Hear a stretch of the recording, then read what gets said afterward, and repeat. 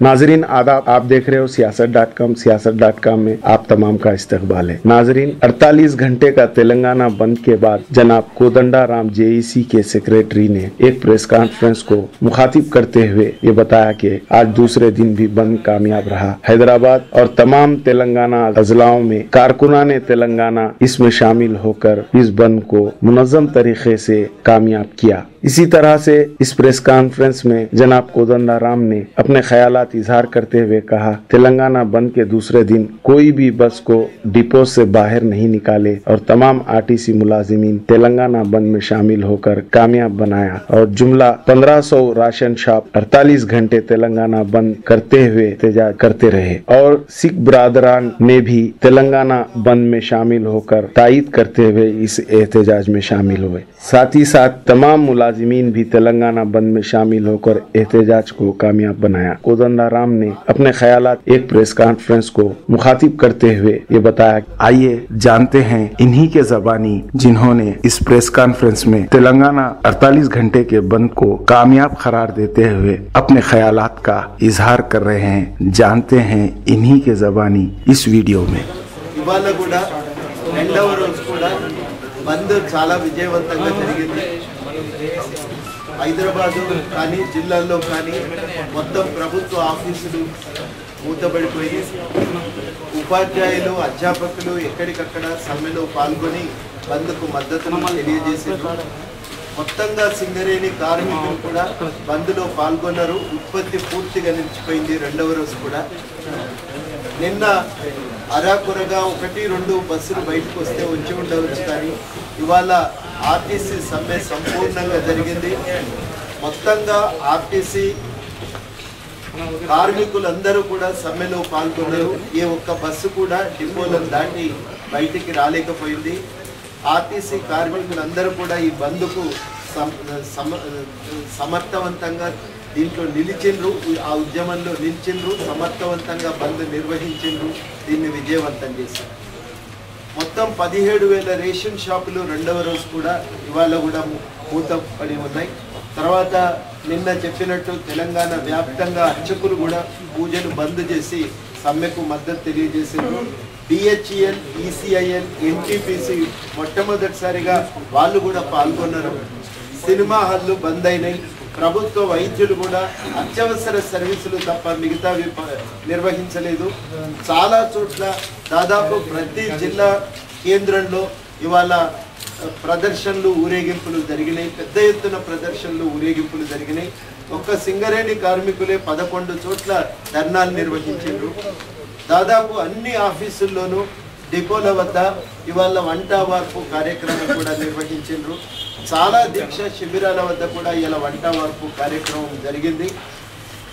ఇవాళ జరిగినటువంటి ఒక 20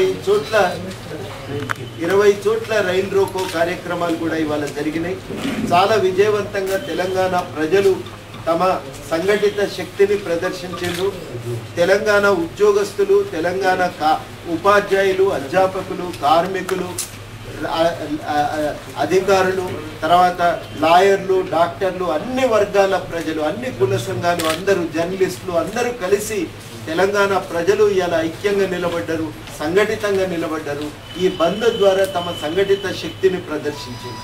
రెండు, ఈ బంద్ అనేది తెలంగాణ ప్రజల యొక్క భాగస్వామ్యానికి కూడా సంకేతం। ఇది పూర్తిగా ప్రజల భాగస్వామ్యంతో జరిగినటువంటిది। కింది స్థాయిలో అన్ని పార్టీల కార్యకర్తలు కూడా దీనికి సహకరించారు। మూడు, ఈ బంద్ అనేది ఇవాళ ఒక అనివార్యతను సృష్టించింది కేంద్ర ప్రభుత్వం ముందు, రాష్ట్ర ప్రభుత్వం ముందు। రాష్ట్ర ప్రభుత్వం అయితే చాలా సిగ్గుచేటైన విషయం, టీఆర్ఎస్, బీజేపీ, సిపిఐ ఎమ్మెల్యేలను బయటికి గెంటి ఇవాళ తెలంగాణ పైన స్పష్టత ఇచ్చి అందరినీ కలుపుకొని బడ్జెట్ను పైన చర్చ నిర్వహించే బదులుగా ఇవాళ 3 పార్టీల ఎమ్మెల్యేలను బయటికి గెంటి బలవంతంగా బడ్జెట్ను ప్రవేశపెట్టే ప్రయత్నం చేసింది। ఇది రెండవ దఫా ఈ పద్ధతుల్లో బడ్జెట్ను ప్రభుత్వం ప్రవేశపెట్టే ప్రయత్నం చేసింది। వాస్తవానికి ఈ బడ్జెట్ ఇంత అన్యాయమైనటువంటి రీతిలో ప్రవేశపెట్టడం అనేది సరి అయినటువంటి పద్ధతి కాదు।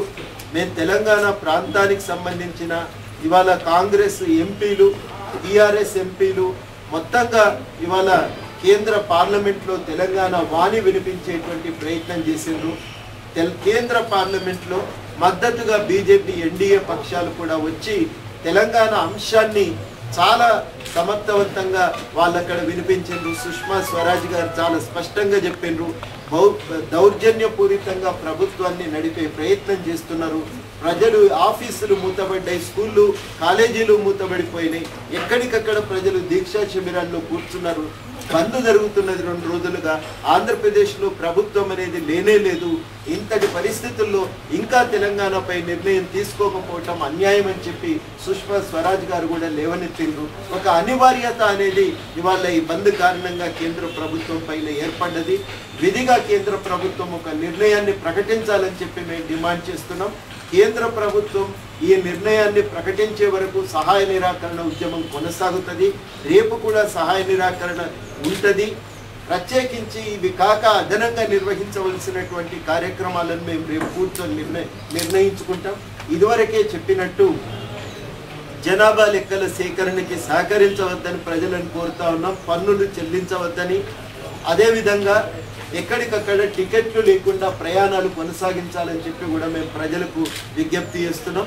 కనుక ఈ సహాయ నిరాకరణ కార్యక్రమాలతో పాటుగా మేము ప్రధానంగా నిర్వహించవలసిన అదనంగా ప్రభుత్వంపై ఒత్తిడి పెట్టడానికి నిర్వహించవలసినటువంటి కార్యక్రమాలను మేము మాట్లాడుకుంటున్నాం. రేపు విస్తృత స్థాయి స్టీరింగ్ కమిటీ సమావేశం ఉంది. ఆ సమావేశంలో మాట్లాడుకొని నిర్ణయిస్తాం. తెలంగాణ రాష్ట్రము ఏర్పడే వరకు ఈ సహాయ నిరాకరణ ఉద్యమం కొనసాగుతుంది అని చెప్పి మేము స్పష్టం చేస్తున్నాం.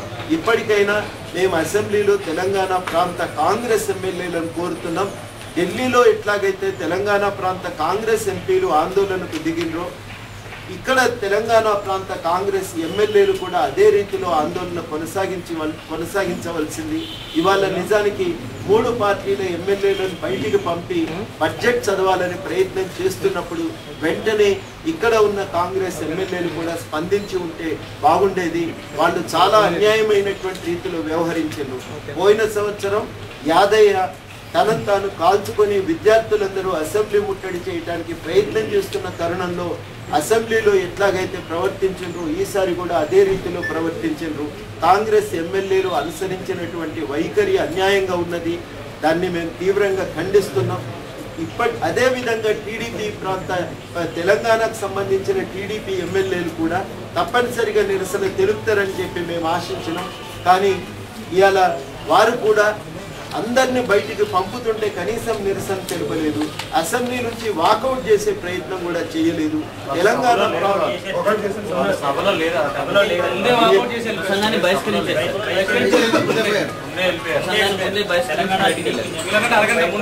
అరగంట మేము చేసిన ప్రకటనను ఉపసంహరించుకుంటున్నా.